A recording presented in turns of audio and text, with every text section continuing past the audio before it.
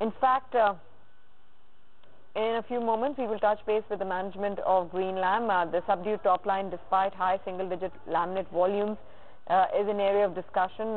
We want to understand why aided margin expansion, and there have been market share gains as well for the laminates business. So touch base with Saurabh Mittal, who's the MD and CEO of Greenlam Industries, joins in right now.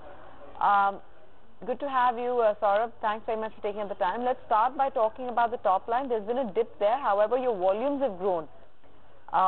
Would we believe that realizations were poor this quarter? Yeah. No, so actually, the top line reduction, which is visible, is a bit of a technical accounting also, because post GST, there's been a change in the sales prices. So pre-GST, one of our plants was in the excise-free zone. So the price of the product was the excise cost was within the price of the product.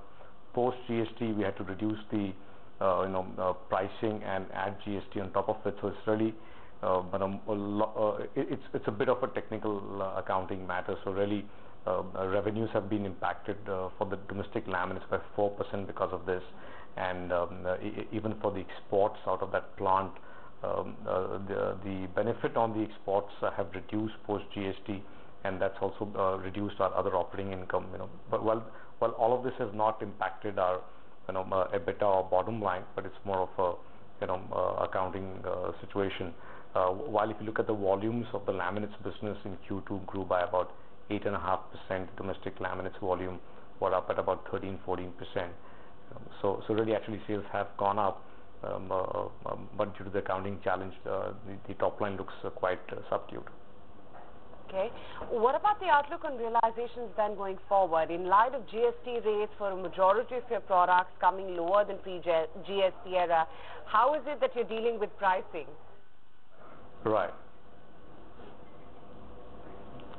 So, if you look at the core laminates business, we have the GST is at 18%. We've passed on the benefits of GST to the market.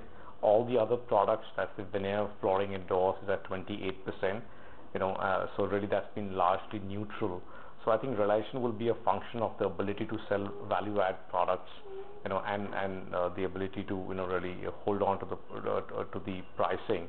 So I think realization going forward should be stable. We're not looking at any price increases currently in the market. So I think we should expect a stable realization going forward. Okay.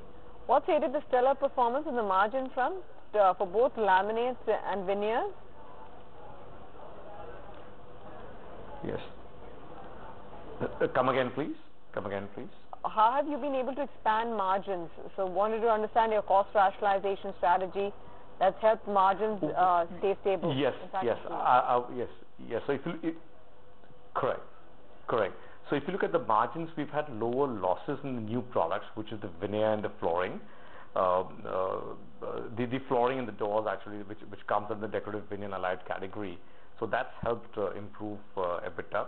We've had controlled cost management in the last quarter.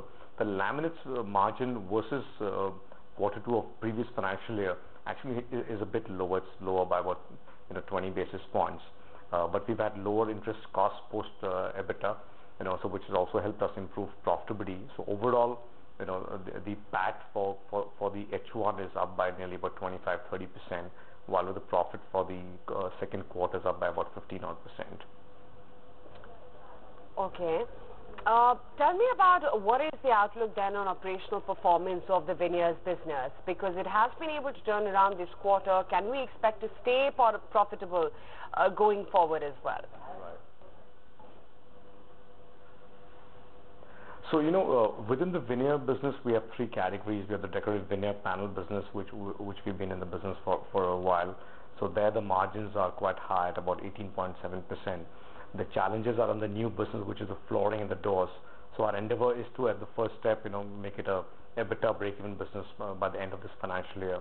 And I think we're moving in that direction. So let's hope for the best, and hopefully with markets probably getting better will also help us, get a better top line, which will improve our, gross margins, and we should be able to get to EBITDA break even in the floor and the door business. The decorative veneer panel business is already profitable. Rather, it's amongst all the 4 businesses we have, it has the highest EBITDA margin currently. You had an 18% market share in the organized laminate space, 10% in veneers. Post GFC, have you been able to increase the same? Right. Have you been, or at least are you working with the strategy of capturing, enhancing your market share in the wake of the unorganized market finding its own base? Right. So if you look at the laminates volume, clearly in Q2 and H1, the domestic laminate business has grown at about 15% plus in volumes and about 19% in value, and the market hasn't probably grown on that pace. So I guess we have expanded some sort of market share in the laminates business. The decorative veneer business has been quite flattish. So really, I don't think there's been much expansion, in the decorative veneer market currently, at least in the second quarter or the H1. But yes, going ahead, we generally believe that the organized players will probably stand to gain more market share. The price gap between us and the unorganized players, especially in the laminates business, has narrowed, which has made us more competitive. And we are driving hard to improve our penetration in the market. We're looking at expanding, more market share from that perspective. Okay, good speaking with you. Thanks much for highlighting how the quarter gone by has been, and some visibility really on what the future quarters as well are going to be like for each of your segments. Good speaking with you. Thank you. Okay, that's the outlook then coming in from Greenlam. Stock holding up by about almost 2% as we speak. That's not the case with the market. We take a very quick break. When we come back, some more market chat.